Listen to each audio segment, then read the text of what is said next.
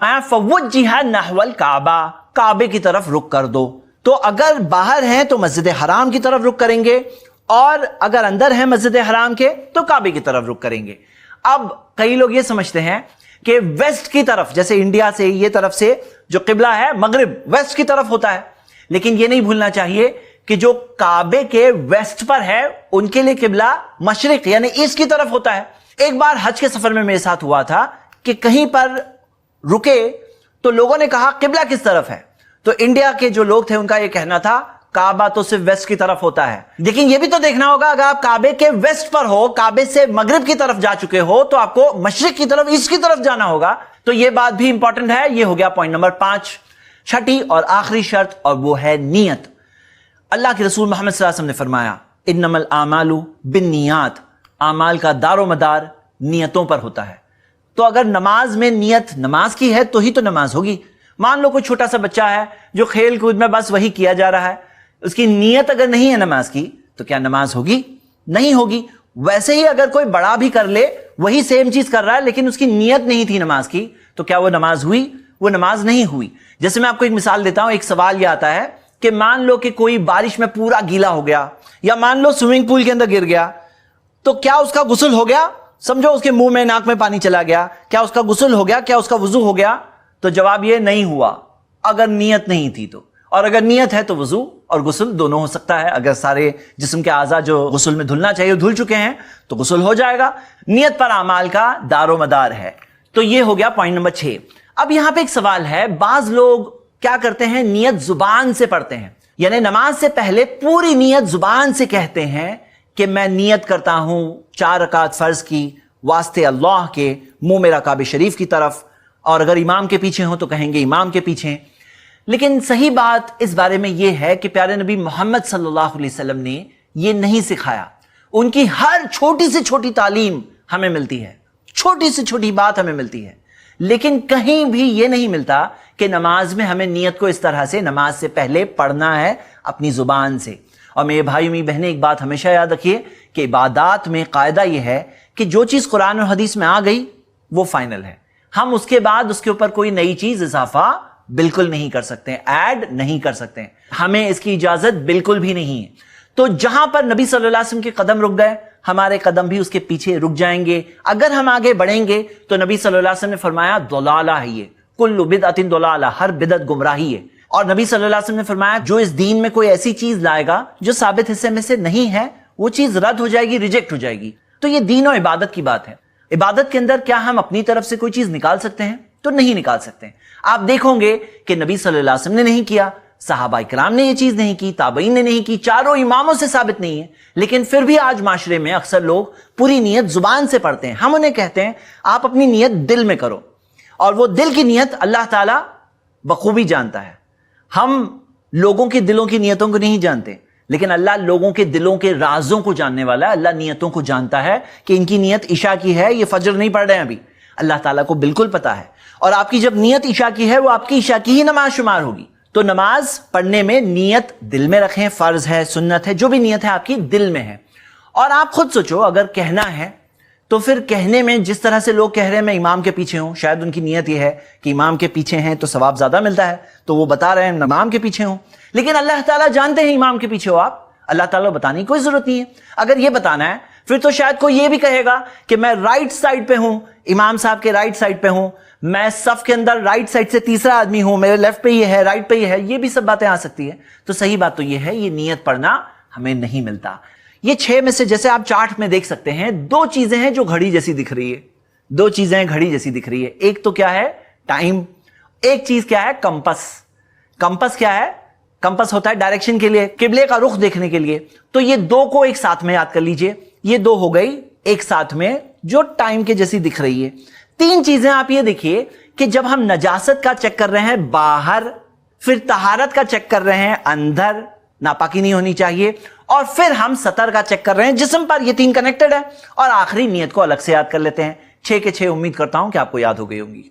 अब हम तैयार है नमाज शुरू करने के लिए. लेकिन रुकिए, नमाज शुरू करने से पहले कुछ बातों को जरूर चेक कर लें ताकि नमाज के अंदर खुशू बेहतर रहे.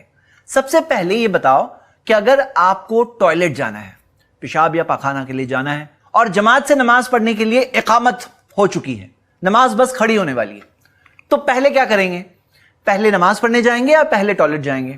اس کا صحیح جواب یہ ہے، اللہ کے رسول محمد صلی اللہ علیہ وسلم نے فرمایا اذا اراد احدکم ان یذهب الخلاء، اگر تم میں سے کسی کا ارادہ ہے، وہ چاہتا ہے کہ ٹوائلٹ جائے، وقامت الصلاۃ فلیبدأ بالخلاء، اور نماز کھڑی ہو گئی ہو تو پہلے وہ ٹوائلٹ جائے۔ مطلب اگر آپ کو ٹوائلٹ جانا ہے، آپ جائیے پہلے وہاں پیشاب پاخانہ کے لیے جائیے، فریش ہو جائیے، فریش ہو کر آؤ پھر نماز پڑھو، اس سے خشوع بھی بہتر ہوتا ہے اور نماز کے لیے لازم بھی ہے۔ پیارے نبی محمد صلی اللہ علیہ وسلم نے فرمایا لا صلاۃ بحضرۃ الطعام، نماز نہیں ہوتی جب کھانا پروس دیا گیا ہے، کھانا موجود ہے، حاضر ہے، اور تبھی اقامت ہو گئی، تب اس کا دھیان ہو سکتا ہے کہاں جائے گا؟ ہو سکتا ہے کہ اس کا دھیان جائے گا کھانے کی طرف کہ آج کھانے میں کیا ٹیسٹ ہوگا، ہو سکتا ہے منہ میں پانی آنا شروع ہو جائے۔ تو نبی صلی اللہ علیہ وسلم نے فرمایا لا صلاۃ بحضرۃ الطعام، نماز نہیں ہوتی جب کھانا پروس دیا گیا ہو، ولا ہوا یدافعہ الاخبثان، اور نماز نہیں ہوتی جب کسی کو پیشاب یا پاخانہ کے لیے جانا ہے۔ تو اگر وہاں جانا ہے، باتھ روم جانا ہے، تو اس وقت پر نماز پڑھو گے تو نماز ہوتی ہی نہیں ہے۔ تو یہ بات کو ہم سب یاد رکھیں گے، یہ حدیث صحیح مسلم میں ہے۔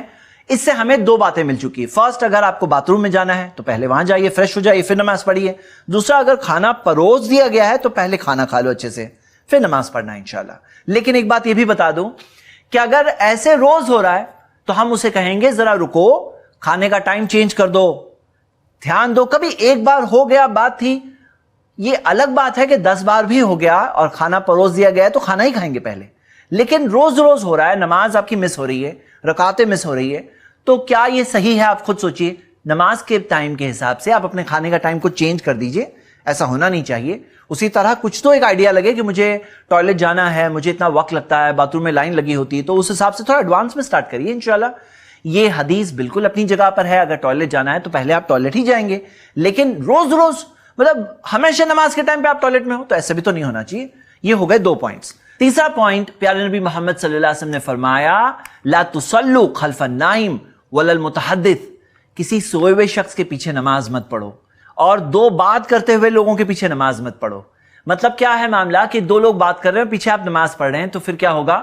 آپ کا بھی دھیان نماز میں ان کی باتوں کی طرف جائے گا، اور نماز میں اگر کہیں پہ ڈسٹربنسز ہیں تو وہ ڈسٹربنسز کی وجہ سے آپ کا دھیان بھٹک سکتا ہے، نماز میں خشوع ڈسٹرب ہو سکتا ہے، تو یہ بات کا بھی خیال رکھیں۔ اور کوئی سویا ہوا شخص ہے، کبھی نیند میں کچھ کرے جس سے نماز ڈسٹرب ہو جائے تو اسے بھی اوائڈ کریے۔ یہ بات الگ ہے کہ کسی گھر میں جگہ ہی بالکل نہیں ہے تو پھر تو مجبوری ہے، تو وہاں پر نماز پڑھ لیں گے، لیکن جتنا ہو سکے کم سے کم اوائڈ کرنے کی کوشش کریں گے۔